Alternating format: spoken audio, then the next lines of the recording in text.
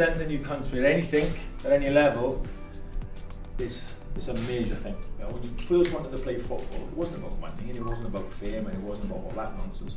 It was about football, being part of a team, being in the team, getting better. That should never change. So if you've got that mentality and you've got a bit of talent, you really got a will to win, to get better, to achieve, you never know what's possible. I'll tell you that from experience. I promise you that. And I've said publicly, my career as a footballer was never like that, although I played top level, and as a manager it certainly wasn't like that. I promise you that. It's perseverance and it's attitude.